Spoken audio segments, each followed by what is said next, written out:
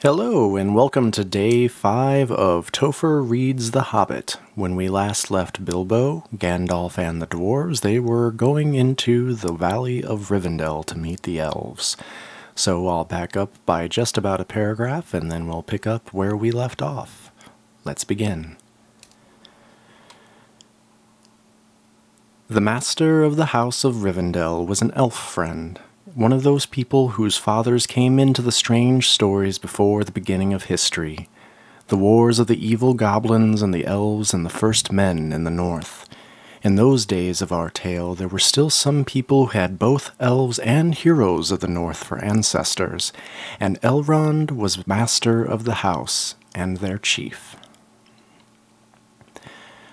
He was as noble and as fair in face as an elf lord, as strong as a warrior, as wise as a wizard, as venerable as a king of dwarves, and as kind as summer.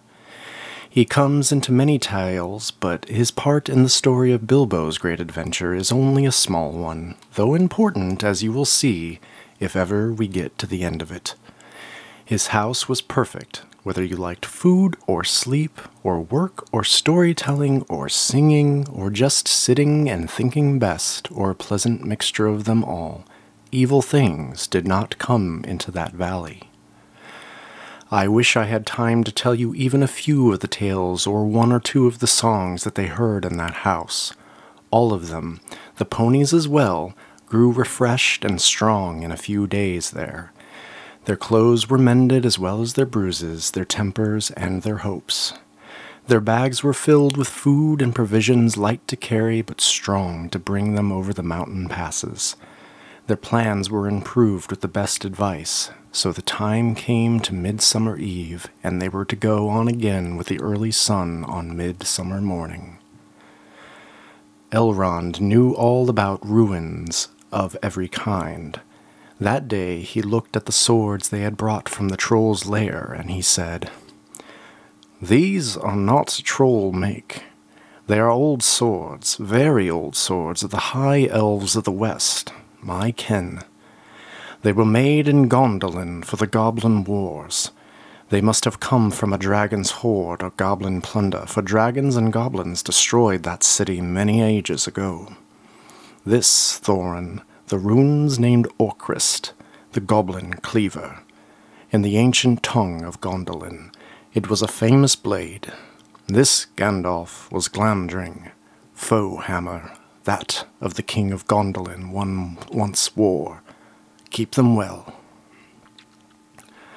"Whence did the trolls get them, I wonder?" said Thorin, looking at his sword with new interest. "I could not say. But one may guess that your trolls had plundered other plunderers, or come on the remnants of old robberies in some hold in the mountains. I have heard that there are still forgotten treasures of old to be found in the deserted caverns of the mines of Moria since the dwarf and goblin war." Thorin pondered these words. "I will keep this sword with honor," he said. "May it soon again cleave goblins." "A wish that is likely to be granted soon enough in the mountains. But show me now your map." Elrond took the map and gazed long at it, and he shook his head, for if he did not altogether approve of dwarves and their love of gold, he hated dragons and their cruel wickedness, and he grieved to remember the ruin of the town of Dale and its merry bells, and the burned banks of the bright river running. The moon was shining in a broad silver crescent. He held up the map, and the white light shone through it. "What is this? There are moon letters here, beside the plain runes which say 5 feet high, and the door may 3 walk abreast." "What are moon letters?" asked the hobbit, full of excitement. He loved maps, as I have told you before, and he also liked runes and letters and cunning handwriting, though when he wrote it himself it was a bit thin and spidery. "Moon letters are rune letters, but you cannot see them. Not when you look straight at them. They can only be seen when the moon shines behind them, and what is more, with the more cunning sort, it must be a moon of the same shape and season as the day when they were written. The dwarves invented them and wrote them with silver pens, as your friends could tell you. These must have been written on a midsummer's eve and a crescent moon a long while ago." "And what do they say?" asked Thorin and Gandalf together, a bit vexed perhaps even that Elrond should have found this out first, though really there had not been a chance before, and there would not been another until goodness knows when. "Stand by the grey stone when the thrush knocks, and the setting sun with the last light of Durin's day will shine upon the keyhole." "Durin, Durin," said Thorin.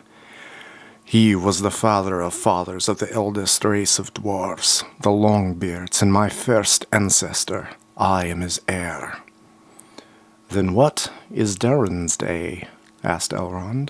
"The first day of the dwarves' new year is, as all should know, the first day of the last moon of autumn on the threshold of winter. We still call it Durin's Day when the last moon of autumn and the sun are in the sky together. But this will not help us much, I fear, for it passes our skill in these days to guess when such a time will come." "That remains to be seen. Is there any more writing?"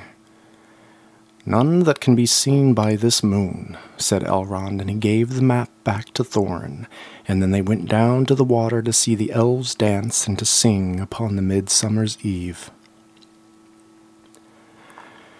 The next morning was a midsummer's morning as fair and fresh as could be dreamed, blue sky and never a cloud, and the sun dancing on the water. Now they rode away amid songs of farewell and good speed, with their hearts ready for more adventure and with a knowledge of the road that must follow over the misty mountains to the land beyond. There were many paths that led up into those mountains, and many passes over them, but most of the paths were cheats and deceptions and led nowhere or into bad ends, and most of the passes were infested by evil things and dreadful dangers. The dwarves and the hobbit, helped by the wise advice of Elrond and the knowledge and memory of Gandalf, took the right road to the right pass. Long days after they had climbed out of the valley and left the last homely house miles behind, they were still going up and up and up. It was a hard path and a dangerous path, a crooked way and a lonely and long one. Now they could look back over the lands they had left laid out behind them far below. And far, far away in the west, where things were blue and faint, Bilbo knew there lay his own country of safe and comfortable things and his little hobbit hole. He shivered. It was getting bitter cold up here, and the wind came shrill among the rocks. Boulders, too, at times came galloping down the mountainsides, let loose by midday sun upon the snow, and passed among them, which was lucky, or they passed over their heads, which was alarming. The nights were comfortless and chill, and they did not dare to sing or talk too loud, for the echoes were uncanny, and the silence seemed to dislike being broken, except by the noise of water and the wail of wind and the crack of stone. "The summer is getting on down below," thought Bilbo, "and the haymaking is going on, and picnics. They will be harvesting and blackberrying before we even begin to go down the other side at this rate." And the others were thinking equally gloomy thoughts, although when they had said goodbye to Elrond and the high hope of a midsummer morning, they had spoken gaily of the passage of the mountains and the riding of swift across the lands beyond. They had thought of coming to the secret door in the lonely mountain, perhaps that very last moon of the autumn, and "perhaps it will be Durin's Day," they had said. Only Gandalf had shaken his head and said nothing. Dwarves had not passed that way for many years, but Gandalf had, and he knew how evil and danger had grown and thrived in the wild since the dragons had driven men from the lands and the goblins had spread in secret after the battle of the mines of Moria. Even the good plans of wise wizards like Gandalf and of good friends like Elrond go astray sometimes when you are off on dangerous adventures over the edge of the wild, and Gandalf was a wise enough wizard to know it. He knew that something unexpected might happen, and he hardly dared to hope that they would pass without fearful adventure over those great tall mountains with lonely peaks and valleys where no king ruled. and they did not. All was well until one day they met a thunderstorm. More than a thunderstorm, it was a thunder battle. You know how terrific a really big thunderstorm can be down in the land and in a river valley, especially at times when two great thunderstorms meet and clash. More terrible still are thunder and lightning in the mountains at night when storms come up from east and west and they make war. The lightning splinters on the peaks and the rocks shiver, and great crashes split the air and go rolling and tumbling into every cave and every hollow, and the darkness is filled with overwhelming noise and sudden light. Bilbo had never seen or imagined anything of the kind. They were high up in a narrow place with a dreadful fall into a dim valley at one side of them. There they were sheltering under a hanging rock for the night, and he lay beneath a blanket and shook from head to toe. And when he peeped out into the lightning flashes, he saw that across the valley the stone giants were out, and they were hurling rocks at one another for a game, and catching them and tossing them down into the darkness, where they smashed among the trees far below, where they splintered into little bits like a bang. And then came a wind and a rain, and the wind whipped the rain and the hail about in every direction, so that an overhanging rock was no protection at all. Soon they were getting drenched, and their ponies were standing with their heads down and their tails between their legs, and some of them were whinnying with fright. They could hear the giants guffawing and shouting all over the mountainside. "This won't do at all," said Thorin. "If we don't get blown off or drowned or struck by lightning, we shall be picked up by some giant and kicked sky high for a football." "Well, if you know of anywhere else that is better, take us there," said Gandalf, who was feeling very grumpy and was far from happy about the giants himself. The end of their argument was that they sent Fili and Kili to look for a better shelter. They had very sharp eyes, and being the youngest of the dwarves by some 50 years, they usually got these sorts of jobs, when everybody else could see that it was absolutely no use in sending Bilbo. There is nothing like looking if you want to find something, or so Thorin said to the young dwarves. You certainly usually find something if you look, but it is not always quite the something you are after, and so it proved true on this occasion. Soon Fili and Kili came crawling back, holding onto the rocks in the wind. "We have found the dry cave," they said, "not far round the next corner, and the ponies could all get inside." "Have you thoroughly explored it?" said the wizard, who knew the caves up in the mountains were seldom unoccupied. "Yes, yes." Though everybody knew they could not have been long about their search, they had come back far too quickly. "It isn't all that big, and it does not go far back." That, of course, is the dangerous part about caves. You don't know how far they go back sometimes, or where a passage may lead to, or what is waiting for you inside. But now Fili and Kili's news seemed good enough, so they all got up and prepared to move. The wind was howling and the thunder still growling, and they had a business getting themselves and their ponies along. Still, it was not very far to go, and before long they came to a big rock standing out into the path. If you stepped behind it, you found a low arch in the side of the mountain.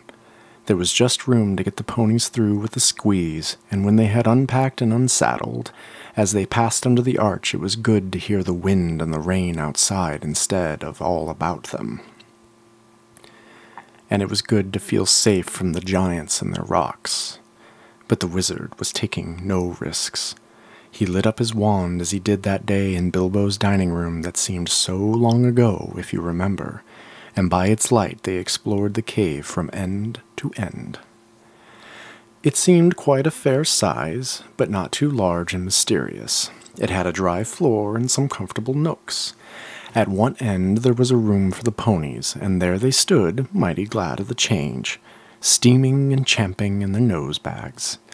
Oin and Gloin wanted to light a fire at the door to dry their clothes, but Gandalf would not hear of it. So they spread out their wet things on the floor and got dry ones out of their bundles, and then they made their blankets comfortable, got out their pipes, and they began to blow smoke rings, which Gandalf turned into different colors and set dancing up by the roof to amuse them. They talked and forgot about the storm and discussed what each would do with his share of the treasure when they got it, which at the moment did not seem so impossible. And so they dropped off to sleep one by one, and that was the last time that they used the ponies' packages, baggages, tools, and paraphernalia that they had brought with them. It turned out a good thing that night that they had brought little Bilbo with them after all, for somehow he could not go to sleep after a long while, and when he did sleep he had very nasty dreams. He dreamed that a crack in the wall at the back of the cave got bigger and bigger and opened wider and wider. And he was very afraid, but he could not call out or do anything but lie and look. And then he dreamed that the floor of the cave was giving way and he was slipping, beginning to fall down, down, goodness knows where to. And at that he woke up with a horrible start and found that part of his dream was true. A crack had opened at the back of the cave and was already a wide passage. He was just in time to see the last of the ponies' tails disappearing into it. Of course, he gave a very loud yell, as loud a yell as a hobbit can give, which is surprising for their size. And out jumped the goblins. Big goblins. Great, ugly-looking goblins. Lots of goblins, and before you could say rocks and blocks, there were 6 to each dwarf at least, and 2 even for Bilbo, and they all grabbed and carried through the crack before you could say tinder and flint, but not Gandalf. Bilbo's yell had done that much good. It had wakened him up in a splintered second, and when goblins came to grab at Gandalf, there was a terrific flash like lightning in the cave, and a smell like gunpowder, and several of the goblins fell dead. The crack closed with a snap, and Bilbo and the dwarves were on the wrong side of it. Where was Gandalf? Of that neither they nor the goblins had any idea, and the goblins did not wait to find out. They seized Bilbo and the dwarves and hurried them along. It was deep, deep, dark, such as only goblins that have taken to living in the heart of the mountains can see through. The passages there were crossed and tangled in all directions, but the goblins knew their way, as well as you do, to the nearest post office. And the way they went down, and it was most horribly stuffy. The goblins were very rough, and pinched unmercifully, and chuckled and laughed in their horrible stony voices, and Bilbo was more unhappy even than when the troll had picked him up by his toes. He wished again and again for his nice bright hobbit hole, and not for the last time. And now there came a glimmer of a red light before them. The goblins began to sing or croak, keeping time with the flap of their flat feet on the stone and shaking their prisoners as well. Clap, snap, the black crack, grip, grab, pinch, nab, and down, down to Coblin town you go, my lad. Clash, crash, crush, smash, hammer and tongs, knocker and gongs, pound, pound far underground. Ho, ho, my lad. Swish, smack, whip, crack, batter and beat, yammer and bleat. Work, work, no dare to shirk, while goblins quaff and goblins laugh, round and round far underground below, my lad. It sounded truly terrifying. The walls echoed to the clap, snap, and the crush, smash, and to the ugly laughter of their ho, ho, my lad. The general meaning of the song was only too plain, for now the goblins took out whips and whipped them with a swish, smack, and they set them running as fast as they could in front of them, and more than one of the dwarves were already yammering and bleeding like anything when they stumbled into a big cavern. And that's where we're going to end it for today. Appreciate you stopping by again on this 5th day. I guess we'll have to find out what happens with the goblins and the dwarves and Gandalf tomorrow.